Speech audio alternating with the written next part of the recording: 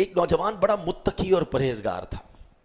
حضرت عمر بھی اس کی عبادت گزاری دیکھ کر حیران رہا کرتے تھے. نوجوان ہے مگر کمال کا عبادت گزار تھا. اور جب وہ نوجوان عشاء پڑھ کر گھر جاتا نا رات کو، تو راستے میں ایک خوبصورت عورت اس کو ملتی تھی روزانہ اور اسے اپنی طرف بلاتی، گناہوں کی طرف بلاتی. وہ بالکل توجہ نہ کرتا، نگاہیں نیچی کرتا اور نکل جاتا. ایک دن جب وہ گزر رہا تھا تو عورت نے اس کو اپنی طرف بلایا.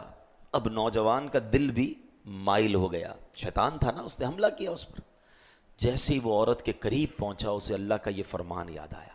اب بات یہ ہے، قرآن پڑھا ہوا ہو، حدیثیں پڑھی ہوئی ہو، دل میں پاکیزگی ہو تو اس موقع پر کچھ یاد آئے گا نا. جو پڑھائی صبح سے شام تک بری صحبتوں میں ہے، فلمیں، ڈرامے، گانے باجے، شراب کی محفلیں، اس کو کیسے یاد آئے گا؟ یہ نوجوان نیک تھا، چلا گیا گناہ کی طرف. کیا یاد آیا کہ اللہ قرآن میں فرماتا ہے بے شک پرہیزگاروں کو جب شیطان کی طرف سے کوئی خیال آتا ہے تو وہ فوراً حکم خدا یاد کرتے ہیں، پھر اسی وقت ان کی آنکھیں کھل جاتی ہیں. شیطان حملہ کر بھی دینا نیک پر، اگر واقعی پرہیزگار ہے تو اللہ کا حکم یاد آ جائے گا اسے اور وہ بچ جائے گا.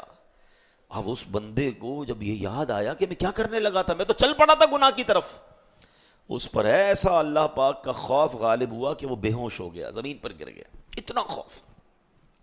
جب بہت دیر تک گھر نہیں پہنچا تو اس کا بوڑھا والد تلاش کرنے کے لیے نکلا تو دیکھا کہ نوجوان تو کہیں بے ہوش پڑا ہے. اسے اٹھایا، اس کو ہوش آیا. نوجوان سے پوچھا کیا معاملہ ہوا تھا، کیسے بے ہوش ہو گئے؟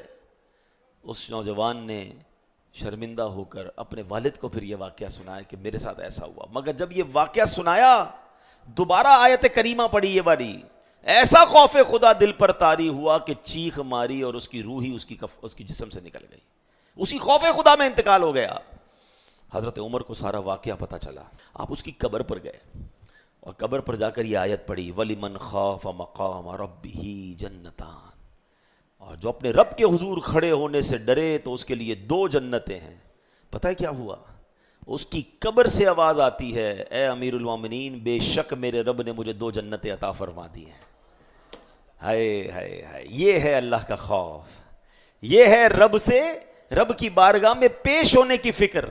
اس نے حرام چھوڑا کہ اللہ دیکھ رہا ہے، اللہ نے اسے 2 جنتیں عطا فرما دی. ادھر تو ڈھونڈ کے حرام کرنا ہے، ادھر تو تلاش کرتے لوگ کہ بتاؤ کدھر کون سا حرام کام ہو رہا ہے، کون سے ملک میں آسان ہے، کون سے علاقے میں آسان ہے، کدھر جائیں گے تو زیادہ معاذ اللہ انجوائے کریں گے. سوچتے نہیں کہ میں جدھر بھی چلا جاؤں میرا رب تو دیکھ رہا ہے نا، میں اللہ سے تو نہیں چھپ سکتا.